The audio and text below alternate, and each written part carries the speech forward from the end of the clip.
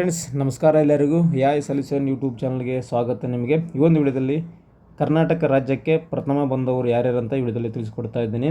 ನಿನ್ನೆ ದಿನ ಒಂದು PUC ರಿಸಲ್ಟ್ ಇತ್ತು. ಆ ಒಂದು PUC ರಿಸಲ್ಟ್ನಲ್ಲಿ ಇಡೀ ಕರ್ನಾಟಕ ರಾಜ್ಯಕ್ಕೆ ಫಸ್ಟ್ ಟಾಪ್ ರ್ಯಾಂಕಿಂಗ್ ಬಂದವರು ಯಾರ್ಯಾರು ಅಂತ ಈ ವಿಡಿಯೋದಲ್ಲಿ ನಿಮಗೆ ತಿಳಿಸ್ಕೊಡ್ತಾ ಇದ್ದೀನಿ. ಸೈನ್ಸ್ ಆಗಿರ್ಬೋದು, ಕಾಮರ್ಸ್ ಆಗಿರ್ಬೋದು, ಆರ್ಟ್ಸ್ ಆಗಿರ್ಬೋದು, ಈ ಮೂರು ವಿಭಾಗದಲ್ಲಿ ಕರ್ನಾಟಕ ರಾಜ್ಯಕ್ಕೆ ಟಾಪರ್ ಯಾರ್ಯಾರು ಅಂತ ಈ ವಿಡಿಯೋದಲ್ಲಿ ತಿಳಿಸ್ಕೊಡ್ತಾ ಇದ್ದೀನಿ. ನಮ್ಮ ಒಂದು ಕರ್ನಾಟಕ ಒಂದು ರಾಜ್ಯದಲ್ಲಿ ಪರೀಕ್ಷೆ ಬರೆದಂಥ ವಿದ್ಯಾರ್ಥಿಗಳು 6,32,000 ವಿದ್ಯಾರ್ಥಿಗಳು ಪರೀಕ್ಷೆಯನ್ನು ಬರೆದರು. ಅದರಲ್ಲಿ 5,46,000 ವಿದ್ಯಾರ್ಥಿಗಳು ಪಾಸನ್ನು ಆಗಿದ್ದಾರೆ. ಮಿಕ್ಕುಳಿದವರೆಲ್ಲ ಫೇಲ್ ಆಗಿದ್ದಾರೆ.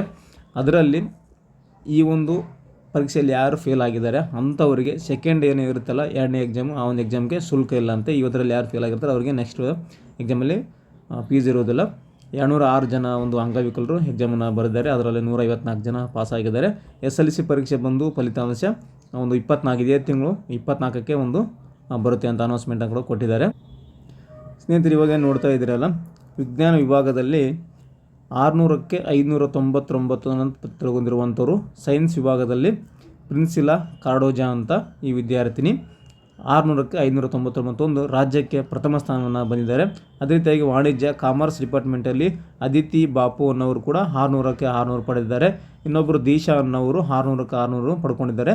ವಾಣಿಜ್ಯ ವಿಭಾಗದಲ್ಲಿ ಕಾಮರ್ಸ್ ಡಿಪಾರ್ಟ್ಮೆಂಟಲ್ಲಿ 600ಕ್ಕೆ 600 ತಗೊಂಡವರು ಈ ಇಬ್ಬರು ವಿದ್ಯಾರ್ಥಿಗಳು ಅಂತಲೇ ಹೇಳ್ಬೋದು. ಮತ್ತು ಆರ್ಟ್ಸ್ ಇದರಲ್ಲಿ ಕಲಾ ವಿಭಾಗದಲ್ಲಿ ನೋಡೋದಾದರೆ DM ಅರ್ಚನಾ ಅವರು 598 ಅಂಕಗಳನ್ನು ಪಡೆದಿದ್ದಾರೆ. ಕರ್ನಾಟಕ ರಾಜ್ಯಕ್ಕೆ ಪ್ರಥಮ ಬಂದಿದ್ದಾರೆ ಇವರು ಕೂಡ. ಸಂಗೀತ ಅನ್ನೋರು ಕೂಡ 598 ಪಡೆದಿದ್ದಾರೆ. ಅದೇ ರೀತಿಯಾಗಿ ಸೃಷ್ಟಿ ಅನ್ನೋರು ಕೂಡ 598 ಪಡ್ಕೊಂಡಿದ್ದಾರೆ. ಈ ಮೂರು ವಿದ್ಯಾರ್ಥಿಗಳು 598 ಪಡ್ಕೊಂಡು ಇಡೀ ಕರ್ನಾಟಕ ರಾಜ್ಯಕ್ಕೆ ಕಲಾ ವಿಭಾಗದಲ್ಲಿ ಪ್ರಥಮ ಸ್ಥಾನ ಅಂದರೆ ಟಾಪ್ ರ್ಯಾಂಕಿಂಗಲ್ಲಿ ಬಂದಿದ್ದಾರೆ. ಇವರು ಕಲಾ ವಿಭಾಗ ಆರ್ಟ್ಸ್ನಲ್ಲಿ ಟಾಪ್ ರ್ಯಾಂಕಿಂಗ್ ಬಂದಿದ್ದಾರೆ. ಈ 6 ಜನ ಏನಿದ್ದಾರಲ್ಲ, 6 ಜನ ಕರ್ನಾಟಕ ರಾಜ್ಯಕ್ಕೆ ಟಾಪ್ 1 ರ್ಯಾಂಕ್ನಲ್ಲಿ ಬಂದಿರುವಂಥ ವಿದ್ಯಾರ್ಥಿನಿಯರು. ಈ ಸಲ ಕೂಡ ವಿದ್ಯಾರ್ಥಿನಿಯರದೇ ಮೇಲುಗೈ ಸಾಧಿಸಿದ್ದಾರೆ ಅಂತ ಹೇಳ್ಬೋದು. 6 ಜನದಲ್ಲಿ ಹುಡುಗಿಯರೇ ಇದ್ದಾರೆ, ಒಬ್ಬರು ಕೂಡ ಹುಡುಗರಿಲ್ಲ.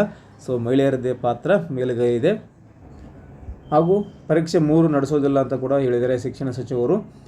ಪ್ರತಿ ಸಲ ಪರೀಕ್ಷೆ 1, ಪರೀಕ್ಷೆ 2, ಪರೀಕ್ಷೆ 3 ಅಂತ ಮಾಡ್ತಾಯಿದ್ರು. 3 ಅವಕಾಶ ಇದ್ದು ನಿಮಗೆ ಈ ಒಂದು PUC ಎಕ್ಸಾಮ್ ಪಾಸ್ ಆಗೋದಕ್ಕೆ. ಈ ಸಲ ಓನ್ಲಿ ಪರೀಕ್ಷೆ 1, ಪರೀಕ್ಷೆ 2 ಅಂತ ಮಾಡಿದ್ದಾರೆ. ಎಕ್ಸಾಮ್ 1, ಎಕ್ಸಾಮ್ 2 ಮಾತ್ರ ಅಷ್ಟೇ ನಡೆಸಲಾಗುತ್ತೆ. ಯಾಕಂದರೆ ಭಾಳಷ್ಟು ಜನ ವಿದ್ಯಾರ್ಥಿಗಳು ಪಾಸ್ ಆಗಿದ್ದಾರೆ. ಸೆಕೆಂಡ್ ಟರ್ಮಲ್ಲಿ ಕೂಡ ಎಲ್ಲ ವಿದ್ಯಾರ್ಥಿಗಳು ಪಾಸ್ ಆಗುವ ಚಾನ್ಸ್ ಇರುತ್ತೆ. ಹಾಗಾಗಿ ಈ ಒಂದು 3ನೇ ಪರೀಕ್ಷೆ ಇರುವುದಿಲ್ಲ ಅಂತ ಶಿಕ್ಷಣ ಸಚಿವರು ಆದೇಶವನ್ನು ಹೊರಡಿಸಿದ್ದಾರೆ. ಅದೇ ರೀತಿಯಾಗಿ ಈ ಒಂದು ಕಾಮರ್ಸ್ ಡಿಪಾರ್ಟ್ಮೆಂಟಲ್ಲಿ ಟಾಪ್ ರ್ಯಾಂಕಿಂಗ್ ಬಂದಿರುವಂಥ ದೀಶಾ ವಿದ್ಯಾರ್ಥಿನಿಗೆ CA ಶಿಕ್ಷಣ ಉಚಿತವನ್ನು ಕೊಡ್ತೀವಿ ಅಂತ ಮೋಹನ್ ಆಳ್ವ ಅವರು ತಿಳಿಸಿದ್ದಾರೆ. ಮತ್ತು 3 ಲಕ್ಷ ರೂಪಾಯಿ ನಗದನ್ನು ಕೂಡ ಘೋಷಣೆಯನ್ನು ಮಾಡಿದ್ದಾರೆ. ಈ ಒಂದು ವಿದ್ಯಾರ್ಥಿನಿಯು ದೀಶಾ ಅವರು ಈ ಒಂದು ಆಳ್ವಾಸ್ ಕಾಲೇಜಿನಲ್ಲಿ ಕಲಿತಿದ್ದಾರೆ. ಹಾಗಾಗಿ ಈ ಒಂದು ಸಂಸ್ಥೆಯ ಅಧ್ಯಕ್ಷರಾದಂಥ Dr. M. ಮೋಹನ್ ಆಳ್ವ ಅವರು ಈ ಒಂದು ಘೋಷಣೆಯನ್ನು ಮಾಡಿದ್ದಾರೆ. ಅದೇ ರೀತಿಯಾಗಿ ಈ ಒಂದು PUCನಲ್ಲಿ ಫೇಲ್ ಆದಂಥ ವಿದ್ಯಾರ್ಥಿಗಳು ಪರೀಕ್ಷೆ 2 ಎಕ್ಸಾಮ್ 2 ಇದೇ ಒಂದು ಏಪ್ರಿಲ್ 30ರಿಂದ ಪ್ರಾರಂಭ ಮಾಡ್ತೀವಿ ಅಂತ ಕೂಡ ಅಪ್ಡೇಟಲ್ಲಿ ಕೂಡ ತಿಳಿಸಿದ್ದಾರೆ.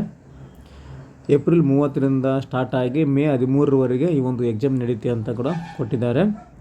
ಹಾಗೂ ಇದೇ ತಿಂಗಳು ನೀವು ಏಪ್ರಿಲ್ 10ರಿಂದ 17ರವರೆಗೆ ಈ ಒಂದು ನೋಂದಣಿಯನ್ನು ಮಾಡ್ಕೋಕ್ಕೆ ಅವಕಾಶ ಇದೆ. ಅಂದರೆ ಎಕ್ಸಾಮನ್ನು ಕಟ್ಟೋದಕ್ಕೆ, ಫೀಸ್ ತುಂಬೋದಕ್ಕೆ ನಿಮಗೆ ಅವಕಾಶವನ್ನು ಕಲ್ಪಿಸಲಾಗಿದೆ. ಯಾರ್ಯಾರು ಒಂದು ಫೇಲ್ ಆಗಿದ್ದಾರೆ ಅವರು ಇದೇ ತಿಂಗಳು 10ನೇ ತಾರೀಕಿಂದ ಸ್ಟಾರ್ಟ್ ಮಾಡ್ಕೊಳ್ಳಿ. 17ಕ್ಕೆ ಕೊನೆ ಇದೆ. ಎಕ್ಸಾಮ್ ಕೂಡ 30ನೇ ತಾರೀಕಿಂದ ಪ್ರಾರಂಭ ಆಗ್ತಾ ಇದೆ.